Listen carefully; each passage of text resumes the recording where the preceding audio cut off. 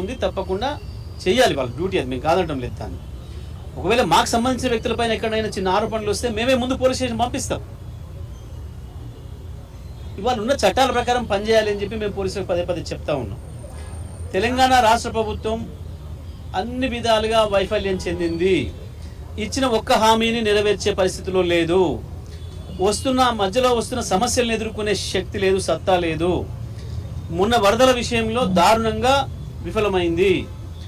ఒక దిక్కు వర్షాలు వస్తున్నాయని చెప్పి ఇండియన్ మెట్రలాజికల్ డిపార్ట్మెంట్ హెచ్చరిక చేసింది. ఈ రాష్ట్రంలో ఉన్న వాళ్ళు హెచ్చరికలు చేసిండ్రు.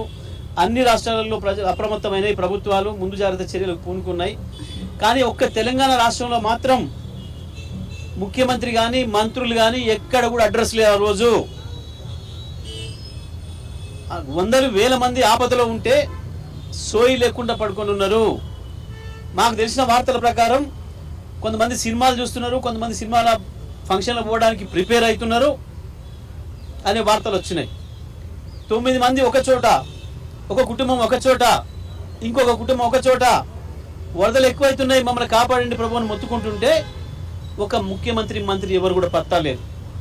ఈ విషయాన్ని ప్రజలు ప్రశ్నించారు. ఖమ్మంలో ఉండే మహిళలు ప్రశ్నించారు, అయ్యో మాకు ఎవరు దిక్కులేడా అని చెప్పి.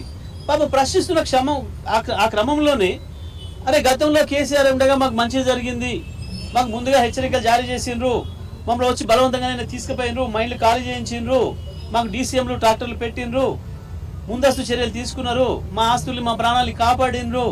కానీ ఇవాళ ఆ పరిస్థితి లేదు, మాకు చెప్పిన వాడు లేడు, మాకు దిక్కు లేకుండా అయింది అని చెప్పి వాళ్ళు చెప్పారు. ఆ సందర్భంలో అవన్నీ కూడా సోషల్ మీడియాలో వచ్చినాయి. సరే మెయిన్ మీడియాను మీరు మేనేజ్ చేస్తున్నారు, కొన్నిట్లో వచ్చినాయి, కొన్నిట్లో రాకపోయినా సోషల్ మీడియాలో వచ్చినాయి. దానికి ఇవాళ ఆ సోషల్ మీడియాలో పెట్టిన వాళ్ళను వేధిస్తూ, మాట్లాడిన వాళ్ళను వేధిస్తూ, ఆ క్రమంలో భాగంగానే అక్కడికి వెళ్ళిన బృందం ముఖ్యమంత్రి పోతే ప్రజలు తిరస్కరించారు. అదే మరి హరీష్ రావు గారి నాయకత్వంలో మా బీఆర్ఎస్ బృందం పోతే ప్రజలు స్వాగతించారు. ముఖ్యమంత్రి తిరస్కరించారు, మమ్మల్ని స్వాగతించారు. ఆ ఏడుపు ఎక్కువగా ఉంది అది ప్రభుత్వానికి. దాంతో తట్టుకోలేక సాయంత్రానికి 5-6 రౌడీలను పంపించి మా మీద దాడి చేసే ప్రయత్నం చేశారు. సరిగా చిల్లర దాడులకే మేము వెరిచేవాళ్ళం కాదు, ఇలా బాబులను చూసి వచ్చిన వాళ్ళం, పెద్ద మాకు సమస్య కాదు. కానీ ఇవాళ సోషల్ మీడియాలో ఇంకా ఇంకా ఎక్కువ పోతుంది. మా వైఫల్యం, మమ్మల్ని ఎండగడుతున్నారు, ప్రజల ముందర పర్సన్ అవుతున్నాం.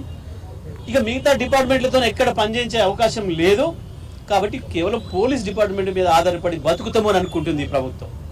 మిగతా డిపార్ట్మెంట్లతో ఎక్కడ కూడా పనిచేయించే పరిస్థితి లేదు, ఎక్కడ కూడా ప్రజలకు అందుబాటులో లేరు, ఏ అధికారులు లేరు, ఎవరు లేరు, ఇచ్చిన హామీలు నెరవేర్చడానికి లేదు.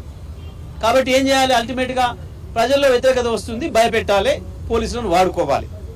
ఇది వాళ్ళు చేస్తూ ఉన్నారు. ఇవాళ మేము దిలీప్ గారిని ఎందుకు తీసుకొచ్చినట్టు చెప్పమన్నాం. అరెస్టు చెప్పడం లేదు, ఇంకో కారణం, సరైన సాహిత్యమైన కారణం చూపించడం లేదు. మాకేదో ఉంది అనుమానం, మేము ఎందుకు ప్రశ్నిస్తాం. మీ ఇష్టరాజ్యం కాదు ఇది, మీ ఇష్టరాజ్యం కాదు. ఎవరు బడతాలను పట్టుకొస్తాం, మాకు అవసరం ఉన్నప్పుడు మేము తెచ్చుకుంటాం, మాకు అనుమానం ఉంటే తెచ్చుకుంటాం. పోలీస్ రాజ్యం లేదు ఇంకా ఇక్కడ ప్రజాస్వామిక రాజ్యమే ఉండాల్సింది. నిజమే మాట్లాడితే కోతలు. ప్రజాప్రభుత్వం నిజమే. ఏ ప్రభుత్వం? ప్రజల్ని మింగేసే ప్రభుత్వం, ప్రజల్ని అరిచేసే ప్రభుత్వం, ప్రజలు ప్రశ్నిస్తే దాడులు చేసే ప్రభుత్వమా ఇదా? మీరు చేసిన పని మేము డిమాండ్ చేస్తూ ఉన్నాం. వెంటనే ఏదైతే ఏ కారణం లేకుండా మా కొంత దిలీప్ గారిని తీసుకొచ్చి 5-6 గంటల పైగా ఇవాళ CCSలో పెట్టున్నారో వెంటనే మేము డిమాండ్ చేస్తున్నాం. వెంటనే వదిలిపెట్టాలి, బేషరతుగా వారి మీద ఏముందో చూపించాలి, పోలీసులకు క్షమాపణ చెప్పి వదిలిపెట్టాలని చెప్పి మేము డిమాండ్ చేస్తూ ఉన్నాం.